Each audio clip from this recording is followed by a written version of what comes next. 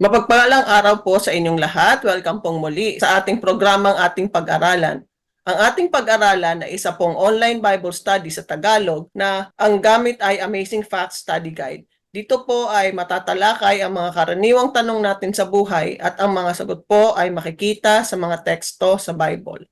Ako po si Lorraine at ang aking makakasama sa ating pag-aaral ay si Pastor Roel Payod Jr. Tayo po ay magsisimulang muli sa isang bagong pag-aaral sa Lesson 11 na ang pamagat ay Ang Diablo ba ang namamahala sa impyerno? Talaga bang ang Diablo ang punong tagapangasiwa ng impyerno na sumusukat ng kaparusahan para sa nagkasala? Halos buong daigdig ay naniniwala sa isang napaka-unbiblical na pananaw tungkol sa impyerno. Dapat nating malaman kung ano talaga ang sinasabi ng Biblia tungkol dito. Huwag magpalinlang dahil ang iniisip mo tungkol sa impyerno ay nakaka-apekto sa iniisip mo tungkol sa Diyos. Maglaan ng ilang sandali upang makuha ang kamanghamanghang katotohanan na kailangan mong malaman ngayon. Atin pong pag-aralan. Sa una pong tanong, gaano karaming mga nawawalang kaluluwa ang pinarurusahan sa impyerno ngayon? Pastor? Yan po mga kapatid, muli ay tayo po ay nasa panibagong topic po ng ating pong programa dito po sa ating pag-aralan. Moment, we are discussing about hellfire, and although meron pong ibang perception or understanding ang ibang mga religious group, but this moment mga kapatid, ang ating pong basis sa ating pong pag-aaral ng iba kundi ang Biblia mga kapatid. Ito, what does the Bible say about those who are not saved or unsaved? And what does the Bible say about hellfire or imperno po sa Tagalog mga kapatid? So, tanong po ay, unang tanong, how many lost souls are being punished in hell today? Meron po ba? Okay? Meron na po ba? Kasi 'di ba, yung ating pong naalala niyo po, nung tayo nag-topic about the state of the dead.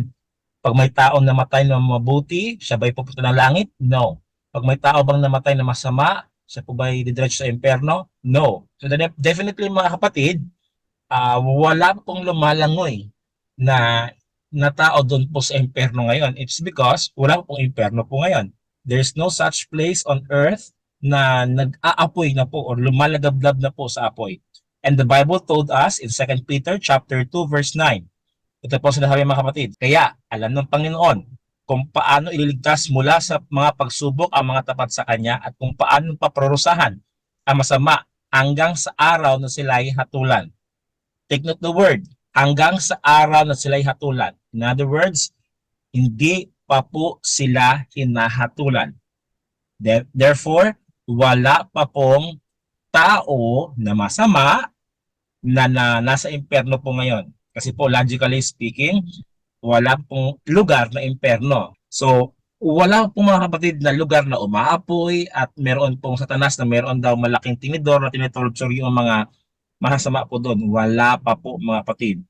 Done na po tayo doon sa thinking or maghinto na po tayo mga kapatid. Let's stop watching movies na parang nagpo-propose idea po na ganoon mga kapatid. Because the Lord told us in the Bible na wala pa pong lugar na impyerno at wala pa pong mga taong masama na nandoon po sa impyerno po sa ngayon. Salamat po, Pastor. Sa ikalawang tanong, kailan itatapon ang mga nawala sa apoy ng impyerno, Pastor?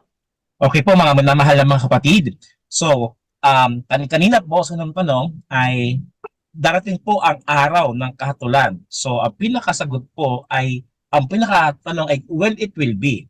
So again, the Bible has an absolute answer for this. Dito po sa Matthew 13 verse 40 hanggang 42. Dito po ang binabanggit mga kapatid. Kasi po sa 2 Peter chapter 2 verse 9 kanina ay darating po yung araw. So, kailan po yung araw na yung mga kapatid? Let's read. Kung paanong ang damo ay tinipon at sinunog, ganun din ang mangyayari sa katapusan ng daigdig. Ipag-uutos ng anak ng tao, Jesus Christ, sa kanyang mga anghel na tipunin nila mula sa kanilang kaharian ang lahat ng naging sanhi ng pagkakasala at ang lahat ng gumagawa ng masama. Ihahagis nila ang mga ito sa lumalagablab na pugon at doon ay magnanangis sila at magagalit mangangalit ang kanilang mga ngipin. So ibig sabihin mga kapatid, time will come na sila po isusunugin po natin po Panginoong Jesus. In other words, the Lord will command His angels na bababa po mga kapatid mula sa langit yung sulfuric fire na tatapos po sa mga masama. But, kailan po ito mangyayari mga kapatid? The Bible told us, later on mga kapatid, meron pa pong mga ilang mga verses po dito, na sa after a millennium, okay? Kasi po sa second coming ng Christ, natin po Panginoong Jesus, He will come to take those faithful, even those who died, and those who are sleeping in the grave, yung mga banal at tapat sa Kanya na namatay, Kanya pong bubuhayin yon. But, yun pong mga namatay na masama, there is also a special resurrection for them right after 1,000 years. Now, mamaya mga kapatid, atin po ito matatakil. Also, in John chapter 12, verse 48, ito pong binabanggit mga kapatid. John chapter 12, verse 48, ito po ang binabanggit. At very specific po si Apostle John sa kanya pong pag-describe doon po sa punishment po ng gagawad ng Panginoon Diyos. Sabi niya po dito, may ibang hahatol sa mga ayaw tumanggap sa akin at sa aking mga salita. Ang salitang ipinahahayag ko ang hahatol sa kanila sa huling araw. So mga kapatid, Christ Himself told His disciples and the people around Him na there is really a judgment day. Again, there is a judgment day. Hindi po pag ang taong masama namatay ngayon, siya po didiretso ng impyerno. Judgment day is not done this moment. Okay? Meron po ngayon tinatawag na premillennial judgment. Ibig sabihin, the moment you decide right now, okay? Pero ibang topic po yung mga kapatid. Hindi po tayo muna mag-discuss po sa ganung topic. Pre-advent judgment. Ang ating pong topic po ngayon, ating pong concern ngayon ay yung hellfire. But ngayon mga kapatid, meron po talagang general judgment day. Okay? In other words, meron pong time na makakatanggap both banal at mga hindi banal ng kanya pong reward. And later on, matin po itong madidiscuss mga kapatid. So, sabi po dito, the lost will be cast into hellfire at the great judgment at the end of the world. Mga kapatid, tandaan po natin, meron pong pinaka-final day na judgment na igagawa ang Panginoong Diyos. So, ibig sabihin, Pastor, meron na pong ginawang judgment day ang Panginoon before? Yes. Ano po yun? Kung niyo po maalam mga kapatid, when God was so regretful in creating man, nagpadala po siya ng baha. Okay? Nagpadala po siya ng baha mga kapatid. Yan pong Noah's Ark, yung kanta po na yan. He really judged the earth and wiped those wicked through flood.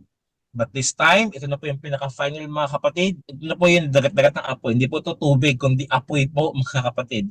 Yes, there are stories in the Bible, also in the Sodom at Gomorrah, ng Panginoon po ay nag-execute ng judgment. But the time will come, the great and final judgment day will come, mga kapatid. At ito po yung hellfire para po sa mga masama.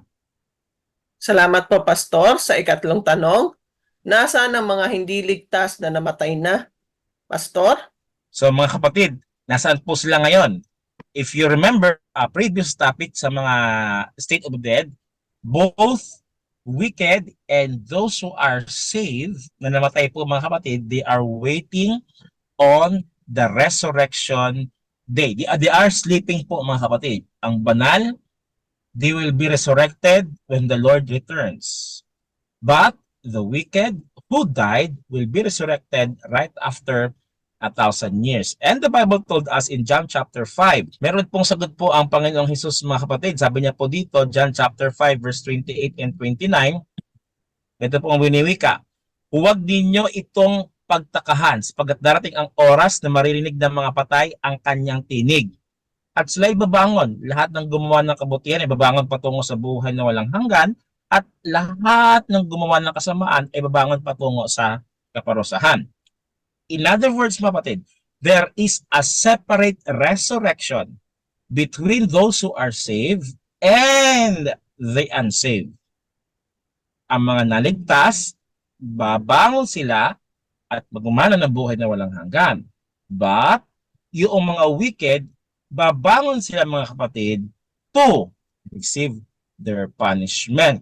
Hanggang sa susunod na bahagi po ng ating pag-aaral, ito pong muli si Lorraine, reminding you that God loves you. Bye-bye!